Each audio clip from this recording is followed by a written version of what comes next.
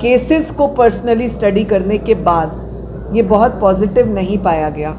लेकिन क्योंकि ये कानून बन गया है, क्योंकि हमारा अधिकार है, हम एक एज के बाद मैच्योर होते हैं और लीगली हमारा अधिकार बन जाता है, इस नाते से बहुत सारी फैमिलीज़ डिस्टर्ब हुई हैं। बहुत सारी लड़कियों की लाइफ में भी अड़चन आई है। परंतु अगर हम दोनों बातों को सोचें तो गर्ल्स को या बॉयज़ को जब ये बात पूछो तो वो कहते हैं हम मैच्योर हैं। जब फैमिली की तरफ हम देखते हैं, आयोग देखता है, तो लगता है कि ये एक ऐसा स्टेप आ गया है जिससे दो औरतें परेशान होती हैं, एक जो पत्नी है और एक जिसके साथ रिलेशन है।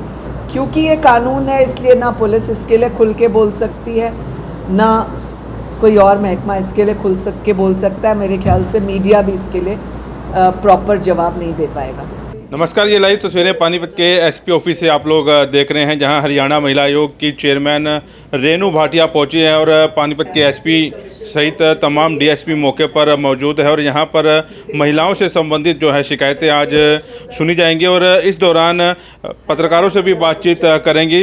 एक सवाल के जवाब पर रेणु भाटिया का कहना है कि लिव एंड रिलेशनशिप का जो कानून लागू हुआ है वो कहीं ना कहीं सही भी है और उन परिवारों के लिए गलत है जिन परिवारों में बेटियों को पढ़ा लिखा कर बड़ा किया जाता है, उनसे कुछ उम्मीदें होती हैं। तो कहीं ना कहीं इस कानून को लेकर सहमति जो है अभी परिवारों में नहीं बन पाई है, ऐसा जो है रेणु भाटिया का कहना है। और उधर जो महिलाएं पुरुषों के ऊपर आरोप लगाती हैं उसको लेकर दोनों पक्षों को आज मौके पर बुलाया गया है। दोनों पक्षों से बातचीत की जाएगी और तमाम मुद्दों के ऊपर मीडिया से भी जो है बातचीत की जाएगी। क्या इस सारे मामले में रेणु भाटिया का कहना है, सीधा आपको प्रेस कॉन्फ्रेंस में लिए चलते हैं।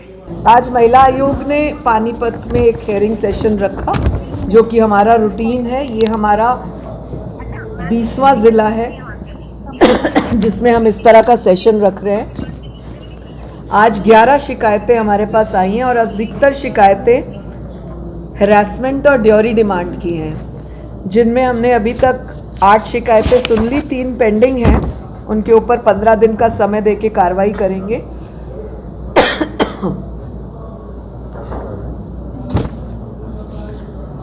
हमने इन शिकायतों में ये देखा कि पर्सनल रंजिश को भी ड्योरी डिमांड में टर्न किया गया है।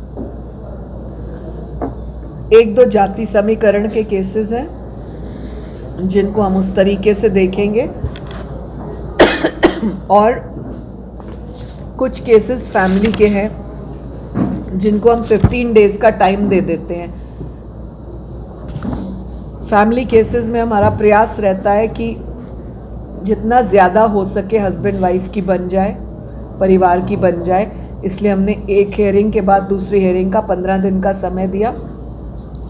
एक केस वाइफ के ऊपर साइकोलॉजिकली डिस्ट्रैक्शन का आया था कि वो उसको थोड़ा सा मेंटल डिस्टर्बेंस की वजह से है। उसको हमने एक साइकेट्रिस्ट से टेस्ट का और एक और टेस्ट बोला है लीगल काउंसलिंग के लिए। 2 चीज़ों के ऑर्डर्स दिए हैं जिनका 15 दिन में हमें जवाब आएगा। महिला आयोग का प्रयास रहता है कि जितने भी केसेस हमारे पास आएँ 1 या 2 बारी में वाइंड अप हो जाएं ताकि लोगों को बार बार ना आना पड़े।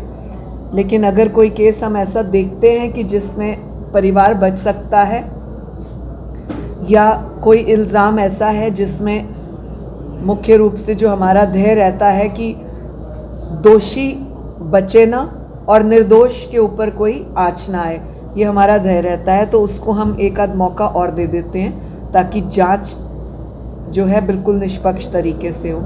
पुलिस को हमारे एक ऑर्डर्स और बाय रिक्वेस्ट दोनों मानकर हम एक निवेदन करते हैं कि हर केस को ट्रांसपेरेंसी से लिया जाए और पूर्ण रूप से जांच हो, जिसमें आज के जो हमने अभी तक केसेस किए उनमें काफ़ी क्लैरिटी से जांच हुई है।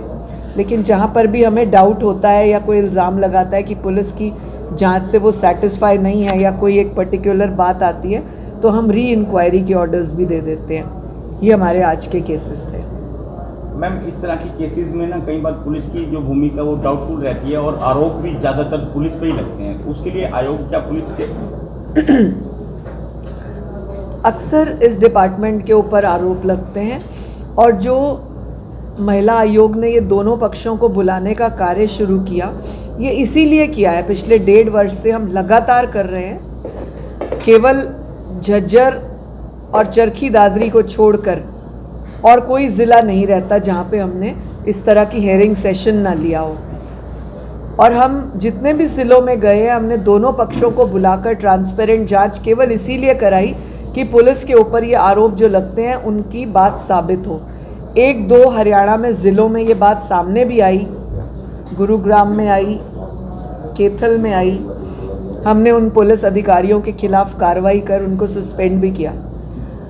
तो हमारा प्रयास ये रहता है कि महिला आयोग और पुलिस का एक कॉम्बिनेशन है काम करने का, दोनों डिपार्टमेंट्स के ऊपर कोई आरोप भी ना आए और निष्पक्ष तरीके से जांच हो। कोई झूठी शिकायतें भी आती हैं मैम आपको? बहुत सारी बहुत आती हैं, कई शिकायतें ऐसी आती हैं, इसलिए हमारा प्रयास ये रहता है कि निर्दोष बचे ना और निर्दोष के ऊपर कोई कार्रवाई ना हो जाए और दोषी बचे ना। मैम, महिला विरुद्ध अपराध और महिलाओं की जागरूकता के लिए क्या आयोग द्वारा कोई कैंपेन या कोई किसी तरह का अभियान चलाया गया? मुझे आपको बताते हुए बहुत खुशी होती है और मैं जहाँ भी जाती हूँ हर मीडिया से साथी से ये बात करती हूँ कि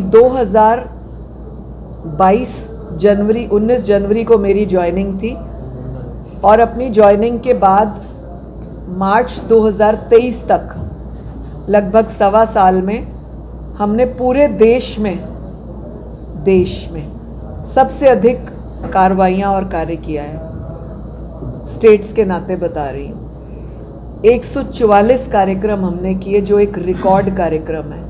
मैंने अपनी रिपोर्ट अपनी नेशनल कमीशन की चेयरपर्सन को, अपनी रिपोर्ट माननीय मुख्यमंत्री जी को, माननीय होम मिनिस्टर को और अपनी केंद्रीय मंत्री स्मृति ईरानी जी को भी सौंपी ऑन रिकॉर्ड। तो हमें महिला आयोग को बताते हुए ये हर्ष होता है कि हमने 1-1.25 वर्ष में मैक्सिमम कार्रवाई की है, जिनमें हमें झूठी शिकायतें भी मिली जैसा आपने प्रश्न किया, उनमें 182 की कार्रवाइयाँ भी हुई हैं, तो जो एक लीगल एक्शन है।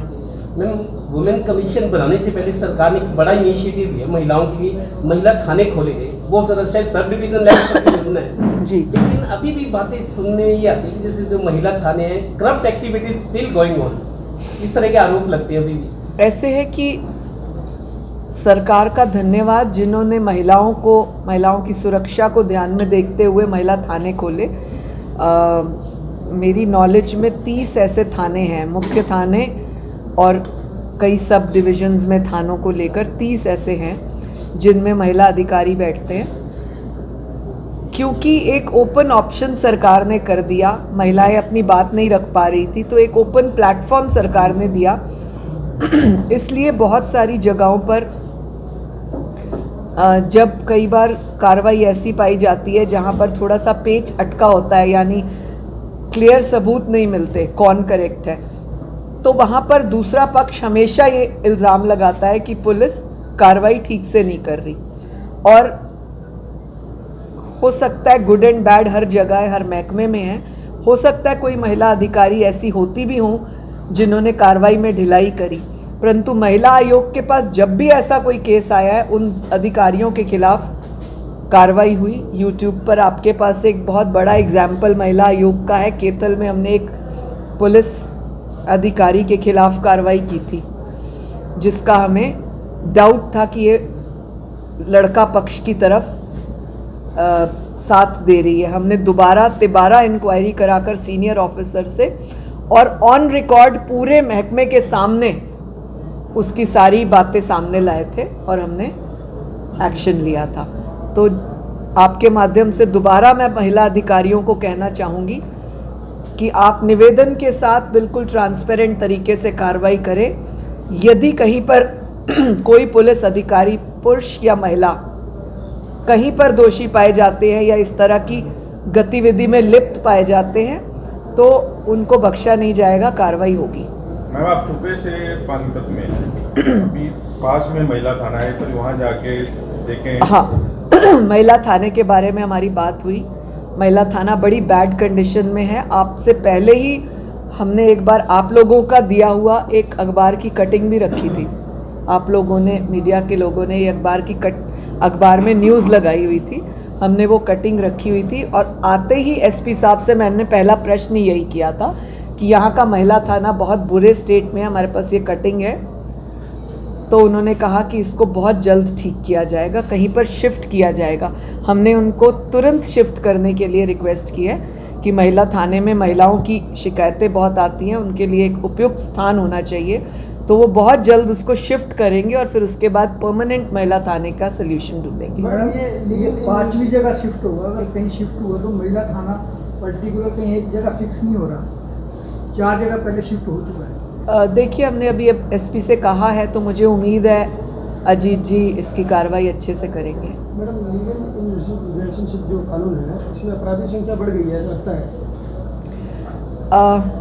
एक कानून जो पिछले सालों में अप्रूव हुआ है लिव इन रिलेशनशिप का और एक्स्ट्रा मैरिटल अफेयर का, हमारे पास पिछले वर्ष सन 2022-23 में 2246 केस आए, जिनमें बहुत सारे केसेस लिव इन और एक्स्ट्रा मैरिटल की वजह से थे। पर्सनली इन केसों को देखते हुए जो हमारे पास महिलाओं के आते हैं या फैमिली केसेस आते हैं, पर्सनली इनको देखते हुए ये बहुत पॉजिटिव स्टेप नहीं पाया गया। पर्सनली जब हम केस को स्टडी करते हैं, मैं दोबारा कहूँगी, केसेस को पर्सनली स्टडी करने के बाद ये बहुत पॉजिटिव नहीं पाया गया।